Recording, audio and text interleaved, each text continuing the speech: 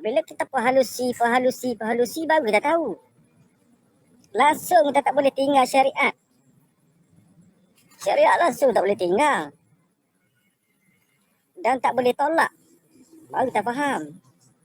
Contoh kita bercakap.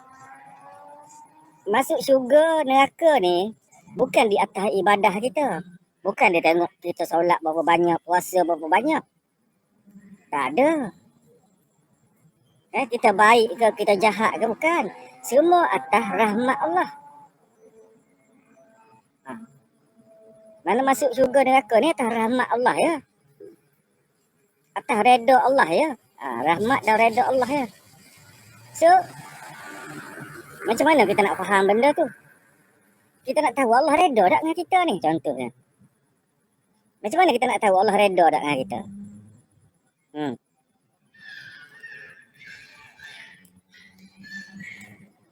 Nak masuk syurga atas rahmat Allah, atas redha Allah. Betul So macam mana kita nak tahu Allah tu redha tak kat kita?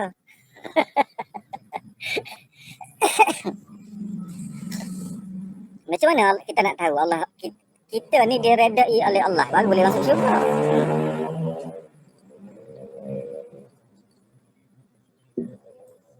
Macam mana tu? Boleh jawab tak? Kita cakap bodoh-bodoh ya malam ni. Benda bodoh.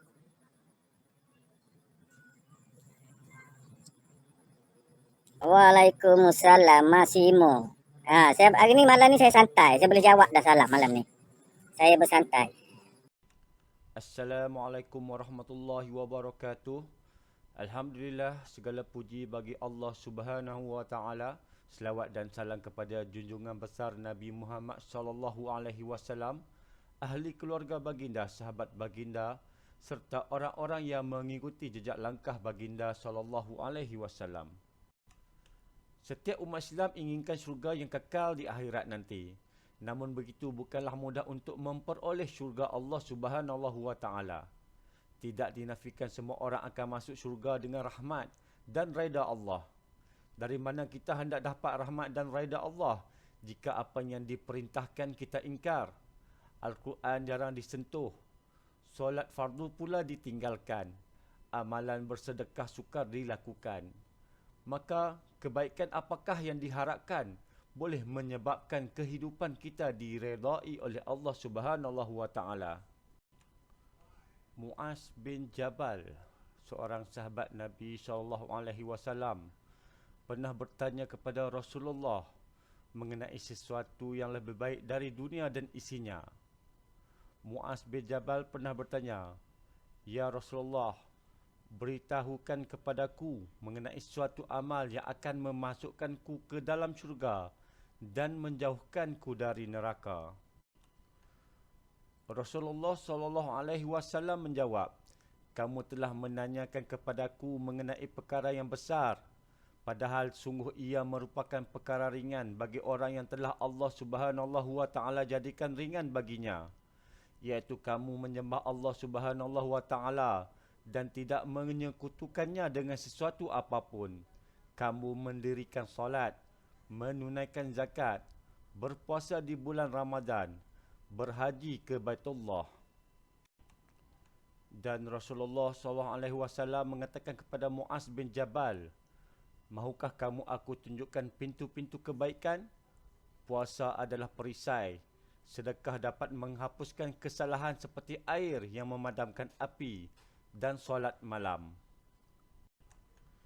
Kemudian baginda membaca surah As-Sajdah ayat 16 hingga 17 yang bermaksud, mereka merenggangkan diri dari tempat tidur, iaitu sedikit sangat tidur kerana mengerjakan sembahyang tahajud dan amal-amal soleh. Mereka sentiasa berdoa kepada Tuhan mereka dengan perasaan takut akan kemurkaannya serta dengan perasaan ingin memperoleh lagi keredaannya, dan mereka selalu pula mendermakan sebahagian dari apa yang kami beri kepada mereka. Maka tidak ada seseorang pun yang mengetahui satu persatu persediaan yang telah dirahsiakan untuk mereka, iaitu dari segi segala jenis nikmat. yang amat indah dipandang dan menggembirakan sebagai balasan bagi amal-amal soleh yang mereka kerjakan. Lalu baginda bersabda, "Mahukah kamu aku beritahu pangkal agama, tiang dan puncak tertingginya?" Muaz bin Jabal menjawab, "Mahu ya Rasulullah." Lalu baginda bersabda, "Pangkal agama adalah Islam, tiangnya adalah solat, dan puncak tertingginya adalah jihad." Lalu baginda bersabda lagi, "Mahukah kalian ku beritahu apa kendali semua itu?" Muaz bin Jabal menjawab, "Mahu ya Rasulullah." Maka baginda menyentuh lidahnya seraya bersabda, "Jagalah ini, wahai Nabi Allah, apakah kita akan disiksa kerana perkataan ini?" Baginda bersabda, "Hus, bukankah kebanyakan orang yang dicampakkan ke neraka di atas muka atau hidung mereka melainkan akibat dari apa yang lidah mereka ucapkan?" Selain daripada kisah Muaz bin Jabal, terdapat banyak dalil-dalil di dalam Al-Quran yang dikaitkan dengan amal soleh. Antaranya ialah Surah An-Nisa ayat 57 yang bermaksud, "Dan orang-orang yang beriman serta beramal soleh, kami akan masukkan mereka ke dalam syurga yang mengalir di bawahnya beberapa sungai. Mereka kekal di dalamnya selama-lamanya. Mereka beroleh dalam syurga itu pasangan-pasangan, isteri-isteri yang suci bersih, serta kami masukkan mereka ke tempat yang teduh yang sentiasa dinaungi." Surah An-Nisa ayat 122 yang bermaksud, "Dan orang-orang yang beriman serta beramal soleh, kami akan masukkan ke dalam syurga yang mengalir di bawahnya beberapa sungai. Mereka kekal di dalamnya selama-lamanya, sebagai janji Allah yang benar, dan siapakah yang lebih benar perkataannya daripada Allah." Surah Al-Hajj ayat 14 yang bermaksud, "Sesungguhnya Allah akan memasukkan orang-orang yang beriman dan beramal soleh ke dalam syurga yang mengalir di bawahnya beberapa sungai. Sesungguhnya Allah melakukan apa yang ditentukannya." Surah Al-Buruj ayat 11 yang bermaksud, "Sesungguhnya orang-orang yang beriman dan beramal soleh, mereka akan beroleh syurga yang mengalir di bawahnya beberapa sungai. Yang demikian itu ialah kemenangan yang besar." Dan terdapat banyak lagi ayat-ayat di dalam Al-Quran yang telah dikaitkan dengan amal soleh dan syurga.